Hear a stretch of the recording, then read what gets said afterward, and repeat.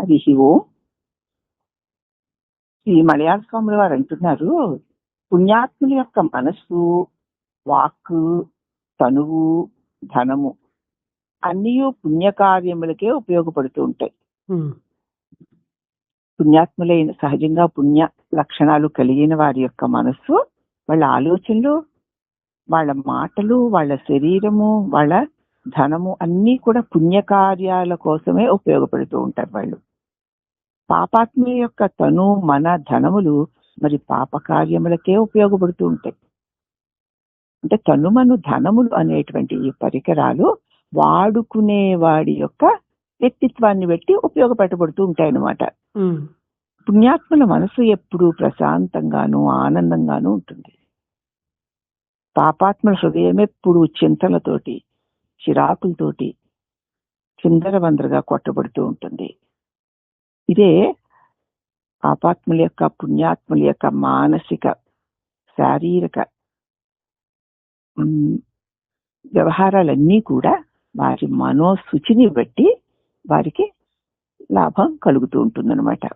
పుణ్యాత్ముల మనసు ఎప్పుడు ప్రశాంతంగా ఉంటుంది. ఎందుకంటే ఎక్కడా వాళ్ళ దగ్గర అక్రమం కానీ, అన్యాయం కానీ, పాపం కానీ, దోషం కానీ లేవు. వారి వల్ల ఎవ్వరూ బాధపడడం లేదు, సరి కదా. వారి వల్ల ఇతరులు సంతోషపడుతున్నారు.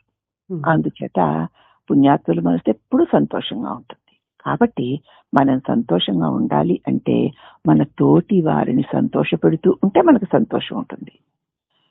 అలాగే మనం దుఃఖంగా ఉన్నాము అంటే వారి హృదయం ఎంతసేపు దుష్టభావాలతో ఉంటే, ఈర్ష్య ద్వేషాలతో ఉంటే వారి యొక్క మనసు ఎప్పుడు చింతలతోటే ఉంటుంది. బయటికి బాహ్యంగా ఆడంబరంగా కనిపించవచ్చేమో గాని మరి మనసు చింతలతో ఉన్న వారికి శాంతి సుఖాలు ఉండవు కదా. కాబట్టి ఈ పుణ్యాత్ములు అన్న వారి యొక్క వ్యవహారం అంటే నిస్వార్థమైనటువంటి బుద్ధి నెమ్మదిగా మనం అలవర్చుకుంటూ ఉంటే, మనం మన మనస్సుని శుద్ధిగా ఉంచుకుంటూ ఉంటే, మన మనస్సులో రాగద్వేషాలు లేకపోతే, ఇతరుల్ని మనం రాగద్వేష దృష్టితో చూడకుండా ప్రేమభావంతో చూస్తూ ఉంటే మనకి తెలియకుండానే మన మనసులో ఒక శాంతి నిండిపోతుంది. ఆ శాంతి వల్ల ఎప్పుడు దుఃఖం లేని, జీవించి ఉండగానే దుఃఖం లేని స్థితిని మనం సదా అనుభవించవచ్చు అనేటువంటి సందేశాన్ని శ్రీ సద్గురు మలయాళ స్వాముల వారు అందిస్తున్నారు. హరి ఓం నమః. ఎందుకంటే సాధకులైన వాళ్ళు ఆచరించవలసినటువంటి వ్యవహారం. మలయాళ స్వాముల వారు చక్కటి ఆచరణ లేని వాచా వేదాంతాన్ని ఎప్పుడైనా ఒప్పుకోలేదు.